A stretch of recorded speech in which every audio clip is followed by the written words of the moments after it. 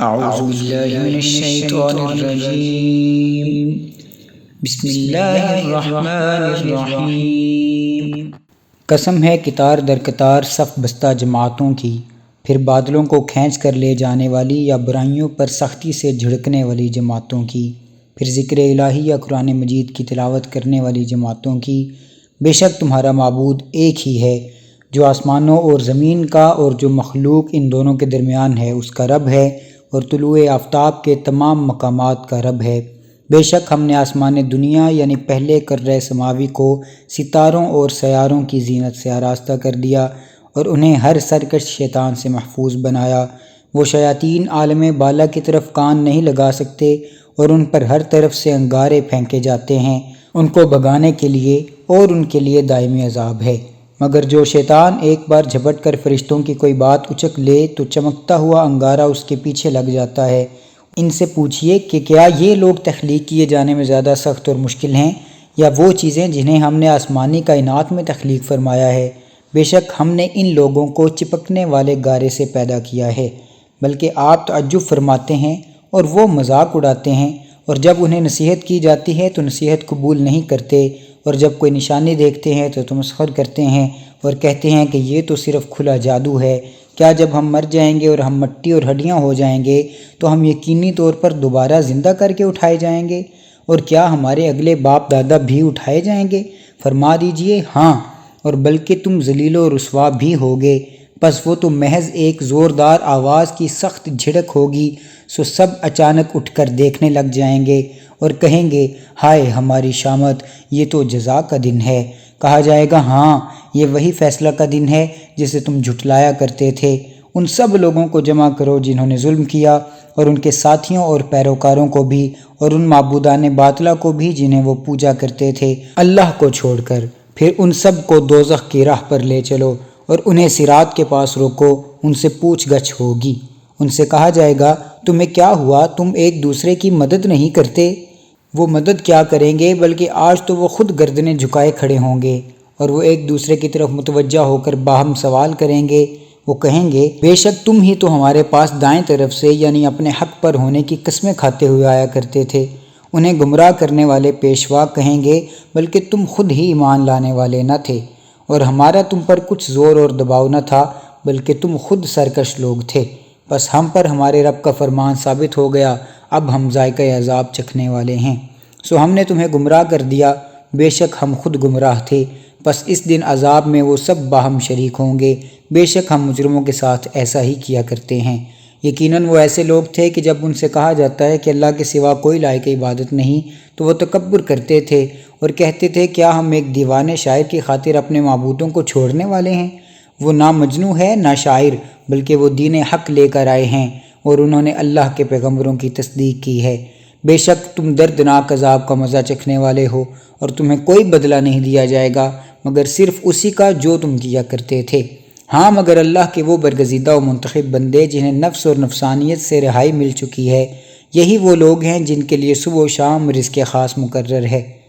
ہر قسم کے میوے ہوں گے اور ان کی تعظیم و تکریم ہوگی، نعمتوں اور راحتوں کے باغات میں مقیم ہوں گے، تختوں پر مسند لگائے آمنے سامنے جلوہ افروز ہوں گے، ان پر چھلکتی ہوئی شراب طہور کے جام کا دور چل رہا ہوگا جو نہایت سفید ہوگی، پینے والوں کے لیے سراسر لذت ہوگی، نہ اس میں کوئی ضرر یا سر کا چکرانا ہوگا اور نہ وہ اس کے پینے سے بہک سکیں گے، اور ان کے پہلو میں نگاہیں نیچی رکھنے والی بڑی خوبصورت آنکھوں والی حوریں بیٹھی ہوں گی۔ وہ سفید و دلکش رنگت میں ایسے لگیں گی گویا گرد و غبار سے محفوظ انڈے رکھے ہوں۔ پھر وہ جنتی آپس میں متوجہ ہو کر ایک دوسرے سے حال و احوال دریافت کریں گے۔ ان میں سے ایک کہنے والا دوسرے سے کہے گا کہ میرا ایک ملنے والا تھا جو آخرت کا منکر تھا، وہ مجھے کہتا تھا کیا تم بھی ان باتوں کا یقین اور تصدیق کرنے والوں میں سے ہو؟ کیا جب ہم مر جائیں گے اور ہم مٹی اور ہڈیاں ہو جائیں گے تو کیا ہمیں اس حال میں بدلہ دیا جائے گا؟ پھر وہ جنتی کہے گا کیا تم اسے جھانک کر دیکھو گے کہ وہ کس حال میں ہے؟ پھر وہ جھانکے گا تو اسے دوزخ کے بالکل وسط میں پائے گا۔ اس سے کہے گا خدا کی قسم تو اس کے قریب تھا کہ مجھے بھی ہلاک کر ڈالے، اور اگر میرے رب کا احسان نہ ہوتا تو میں بھی تمہارے ساتھ عذاب میں حاضر کیے جانے والوں میں شامل ہو جاتا۔ سو جنتی خوشی سے پوچھیں گے کیا اب ہم مریں گے تو نہیں؟ اپنی پہلی موت کے سوا جس سے گزر کر ہم یہاں آ چکے اور نہ ہم پر کبھی عذاب کیا جائے گا، بے شک یہی تو عظیم کامیابی ہے۔ ایسی کامیابی کے لیے عمل کرنے والوں کو عمل کرنا چاہیے۔ بھلا یہ خلد کی مہمانی بہتر ہے یا زقوم کا درخت؟ بے شک ہم نے اس درخت کو ظالموں کے لیے عذاب بنایا ہے۔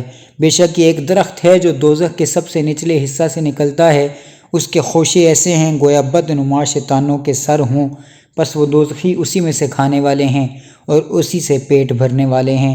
پھر یقیناً ان کے لیے اس کھانے پر پیپ کا ملا ہوا نہایت گرم پانی ہوگا جو انتڑیوں کو کاٹ دے گا۔ کھانے کے بعد پھر یقیناً ان کا دوزخی کی طرف دوبارہ پلٹنا ہوگا۔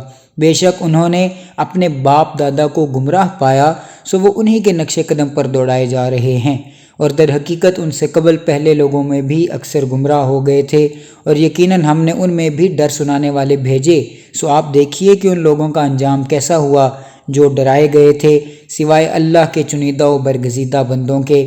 اور بے شک ہمیں نوح علیہ السلام نے پکارا تو ہم کتنے اچھے فریاد رس ہیں، اور ہم نے انہیں اور ان کے گھر والوں کو سخت تکلیف سے بچا لیا، اور ہم نے فقط انہی کی نسل کو باقی رہنے والا بنایا، اور پیچھے آنے والوں یعنی انبیاء میں ہم نے ان کا ذکر خیر باقی رکھا۔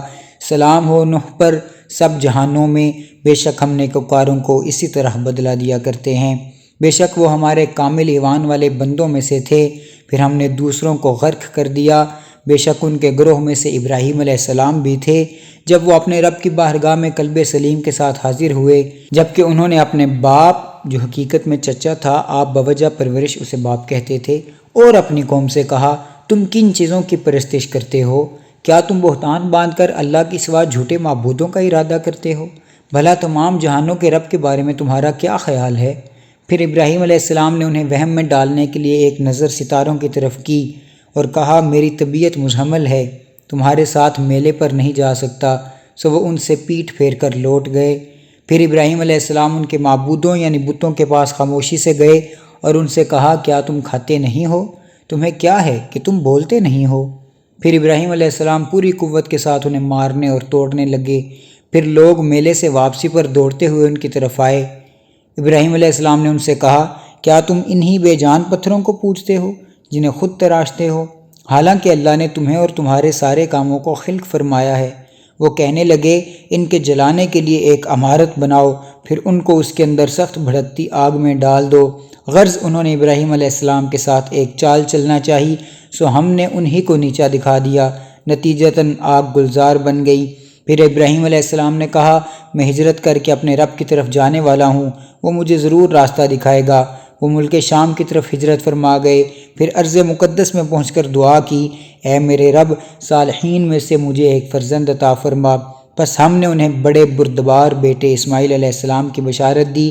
پھر جب وہ اسماعیل علیہ السلام ان کے ساتھ دوڑ کر چل سکنے کی عمر کو پہنچ گیا تو ابراہیم علیہ السلام نے فرمایا اے میرے بیٹے، میں خواب میں دیکھتا ہوں کہ میں تجھے ذبح کر رہا ہوں، سو غور کرو کہ تمہاری کیا رائے ہے؟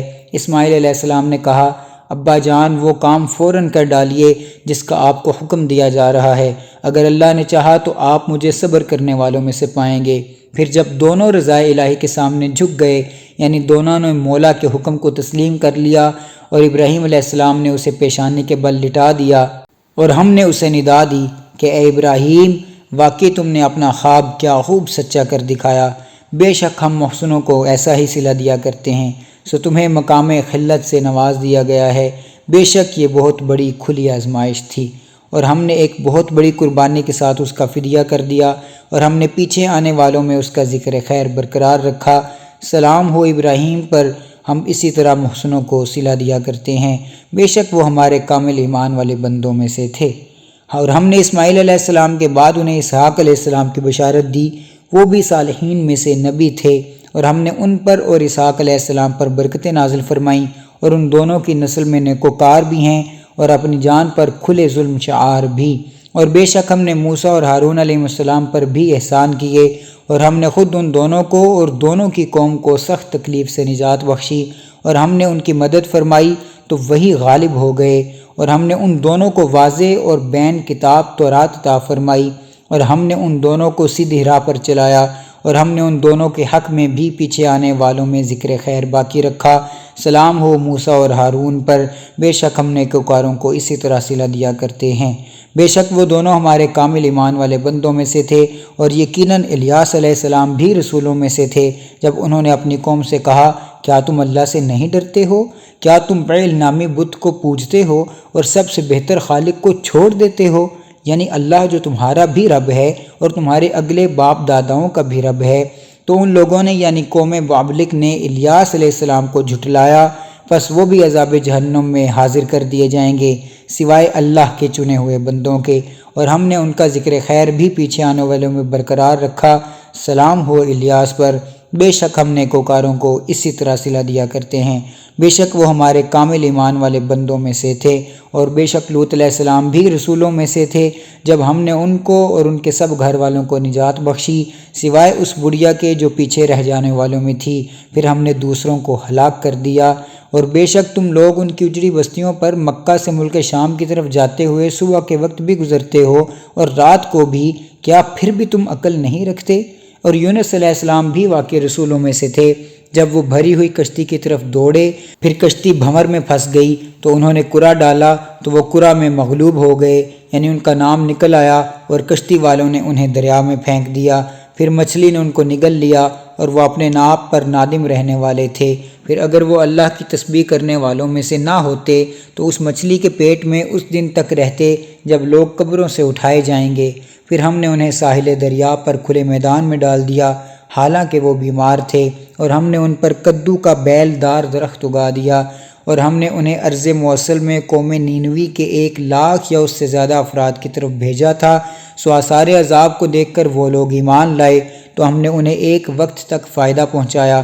بس آپ ان کفار مکہ سے پوچھئے، کیا آپ کے رب کے لیے بیٹیاں ہیں اور ان کے لیے بیٹے ہیں؟ کیا ہم نے فرشتوں کو عورتیں بنا کر پیدا کیا تو وہ اس وقت موقع پر حاضر تھے؟ سن لو، وہ لوگ یقیناً اپنی بہتان تراشی سے یہ بات کرتے ہیں کہ اللہ نے اولاد جنی، اور بے شک یہ لوگ جھوٹے ہیں۔ کیا اس نے بیٹوں کے مقابلہ میں بیٹیوں کو پسند فرمایا ہے؟ کفار مکہ کی ذہنیت کی زبان میں انہی کے عقیدے کا رد کیا جا رہا ہے کہ تمہیں کیا ہوا ہے، تم کیسا انصاف کرتے ہو؟ کیا تم غور نہیں کرتے؟ کیا تمہارے پاس اپنے فکر و نظریہ پر کوئی واضح دلیل ہے؟ تم اپنی کتاب پیش کرو اگر تم سچے ہو۔ اور انہوں نے تو اللہ اور جنات کے درمیان بھی نسبی رشتہ مقرر کر رکھا ہے، حالانکہ جنات کو معلوم ہے کہ وہ بھی اللہ کے حضور یقیناً پیش کیے جائیں گے۔ اللہ ان باتوں سے پاک ہے جو یہ بیان کرتے ہیں، مگر اللہ کے چنیدہ و برگزیدہ بندے ان باتوں سے مستثنیٰ ہیں۔ بس تم اور جن بتوں کی تم پرستش کرتے ہو، تم سب اللہ کے خلاف کسی کو گمراہ نہیں کر سکتے، سوائے اس شخص کے جو دوزخ میں جا گرنے والا ہے۔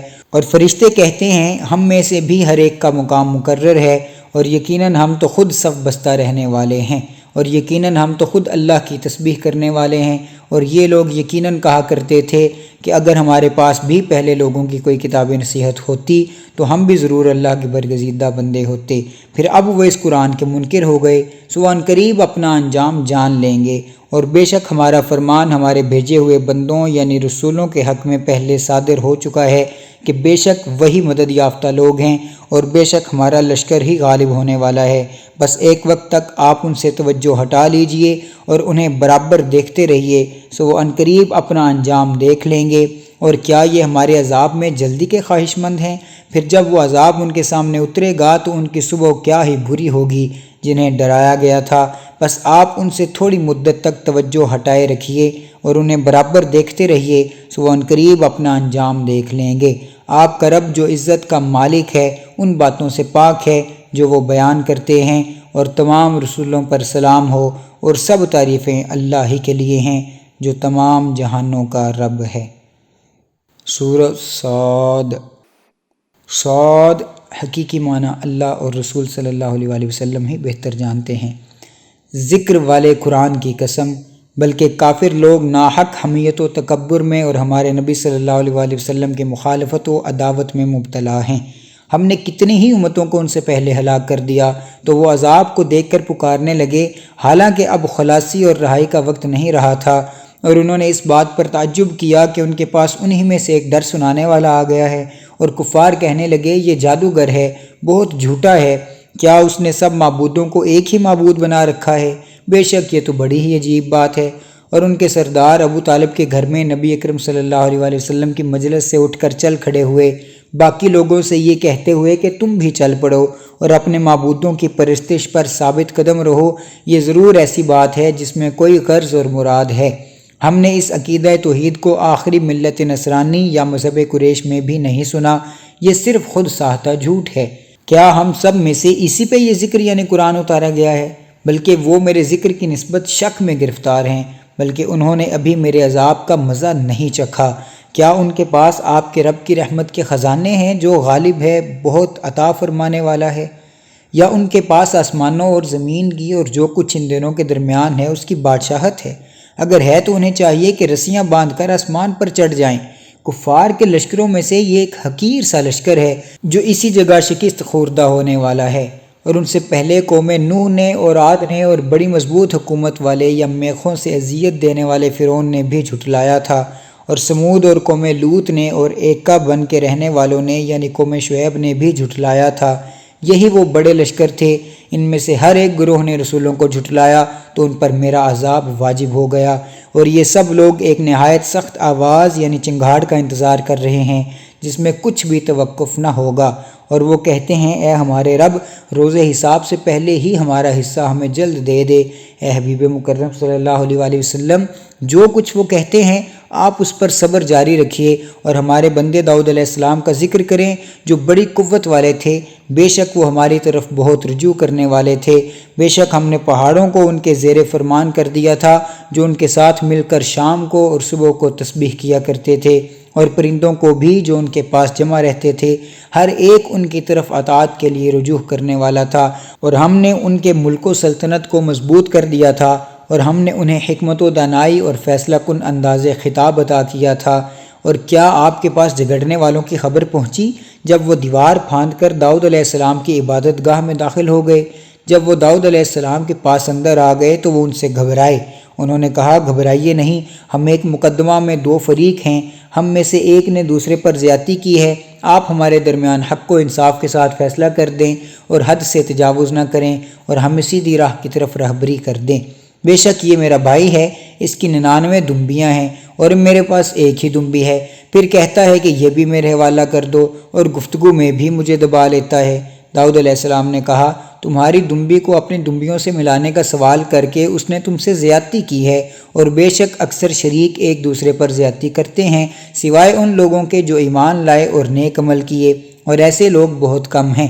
اور داؤد علیہ السلام نے خیال کیا کہ ہم نے اس مقدمہ کے ذریعے ان کی آزمائش کی ہے، سو انہوں نے اپنے رب سے مغفرت طلب کی اور سجدہ میں گر پڑے اور توبہ کی، تو ہم نے ان کو معاف فرما دیا، اور بے شک ان کے لیے ہماری بارگاہ میں قرب خاص ہے اور آخرت میں اعلیٰ مقام ہے۔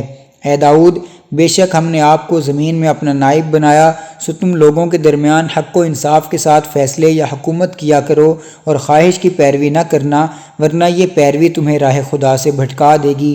بے شک جو لوگ اللہ کی راہ سے بھٹک جاتے ہیں ان کے لیے سخت عذاب ہے، اس وجہ سے کہ وہ یوم حساب کو بھول گئے۔ اور ہم نے آسمانوں کو اور زمین کو اور جو کائنات دونوں کے درمیان ہے اسے بے مقصد و بے مصلحت نہیں بنایا۔ یہ بے مقصد یعنی اتفاقیہ تخلیق کافر لوگوں کا خیال و نظریہ ہے، سو کافر لوگوں کے لیے آتش دوزخ کی خلاقت ہے۔ کیا ہم ان لوگوں کو جو ایمان لائے اور اعمال صالحہ بجا لائے ان لوگوں جیسا کر دیں جو زمین میں فساد بپا کرنے والے ہیں، یا ہم پرہیزگاروں کو بد کرداروں جیسا بنا دیں گے؟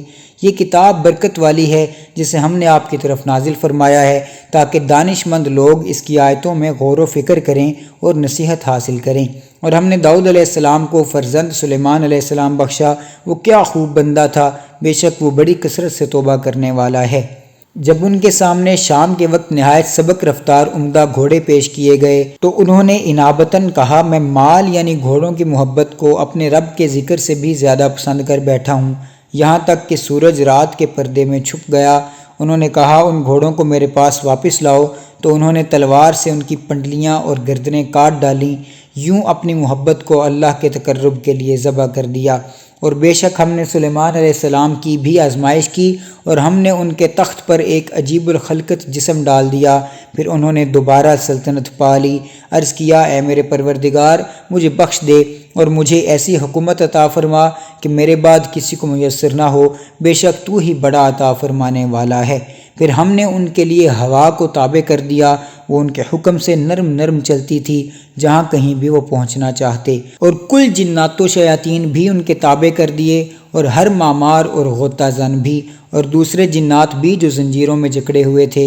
ارشاد ہوا یہ ہماری عطا ہے، خواہ دوسروں پر احسان کرو یا اپنے تک روکے رکھو، دونوں حالتوں میں کوئی حساب نہیں، اور بے شک ان کے لیے ہماری بارگاہ میں خصوصی قربت اور آخرت میں عمدہ مقام ہے۔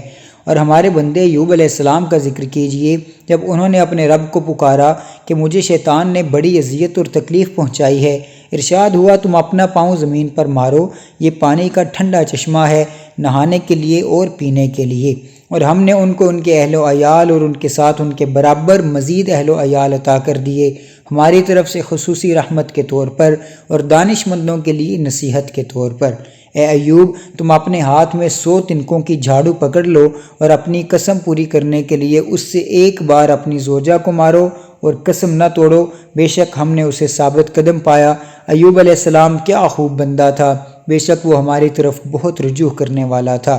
اور ہمارے بندوں ابراہیم اور اسحاق اور یعقوب علیہ السلام کا ذکر کیجئے جو بڑی قوت والے اور نظر والے تھے، بے شک ہم نے ان کو آخرت کے گھر کی یاد کی خاص حصلت کی وجہ سے چن لیا تھا، اور بے شک وہ ہمارے حضور بڑے منتخب و برگزیدہ اور پسندیدہ بندوں میں سے تھے۔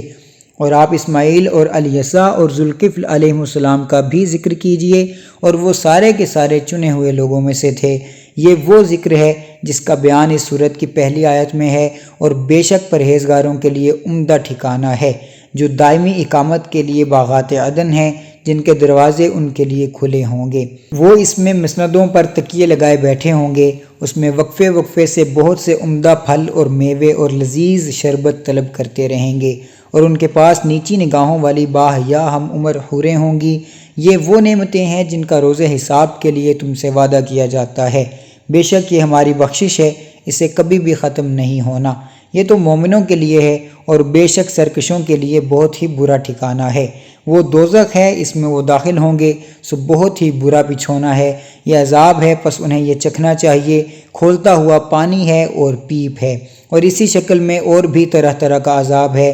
دوزخ کے داروغے یا پہلے سے موجود جہنمی کہیں گے یہ ایک اور فوج ہے جو تمہارے ساتھ جہنم میں گھستی چلی آ رہی ہے، انہیں کوئی خوش آمدید نہیں، بے شک وہ بھی دوزخ میں داخل ہونے والے ہیں۔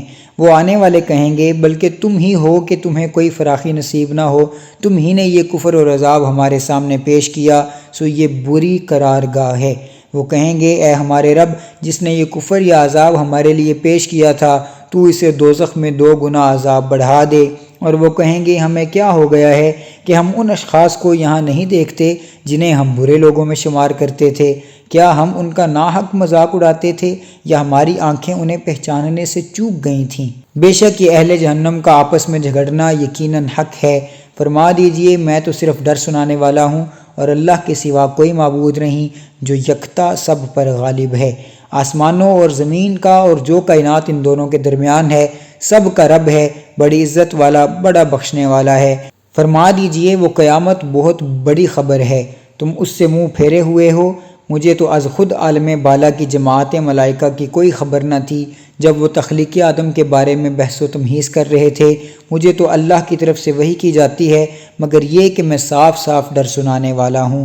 وہ وقت یاد کیجئے جب آپ کے رب نے فرشتوں سے فرمایا کہ میں گیلی مٹی سے ایک پیکر بشریت پیدا فرمانے والا ہوں، پھر جب میں اس کے ظاہر کو درست کر لوں اور اس کے باطن میں اپنی نورانی روح پھونک دوں تو تم اس کی تعظیم کے لیے سجدہ کرتے ہوئے گر پڑنا۔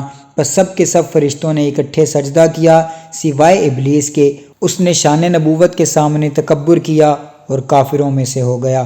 اللہ نے ارشاد فرمایا اے ابلیس تجھے کس نے اس ہستی کو سجدہ کرنے سے روکا ہے جسے میں نے خود اپنے دستے کرم سے بنایا ہے؟ کیا تو نے اس سے تکبر کیا یا تو بزوں میں خویش بلند رتبہ بنا ہوا تھا؟ اس نے نبی کے ساتھ اپنا موازنہ کرتے ہوئے کہا میں اس سے بہتر ہوں، تو نے مجھے آگ سے بنایا ہے اور تو نے اسے مٹی سے بنایا ہے۔ ارشاد ہوا سو تو اس گستاخی نبوت کے جرم میں یہاں سے نکل جا، بے شک تو مردود ہے، اور بے شک تجھ پر قیامت کے دن تک میری لعنت رہے گی۔ اس نے کہا اے پروردگار پھر مجھے اس دن تک زندہ رہنے کی مہلت دے جس دن لوگ قبروں سے اٹھائے جائیں گے۔ ارشاد ہوا جا، بے شک تو مہلت والوں میں سے ہے، اس وقت کے دن تک جو مقرر اور معلوم ہے۔ اس نے کہا سو تیری عزت کی قسم میں ان سب لوگوں کو ضرور گمراہ کرتا رہوں گا سوائے تیرے ان بندوں کے جو چنیدہ و برگزیدہ ہیں۔ ارشاد ہوا پس حق یہ ہے اور میں حق ہی کہتا ہوں کہ میں تجھ سے اور جو لوگ تیری گستاخانہ سوچ کی پیروی کریں گے ان سب سے دوزخ کو بھر دوں گا۔ فرما دیجئے میں تم سے اس حق کی تبلیغ پر کوئی معاوضہ طلب نہیں کرتا اور نہ میں تکلف کرنے والوں میں سے ہوں۔ یہ قرآن تو سارے جہان والوں کے لیے نصیحت ہی ہے اور تمہیں تھوڑے ہی وقت کے بعد خود اس کا حال معلوم ہو جائے گا۔ بے شک سچ فرمایا اللہ عصمت والے نے۔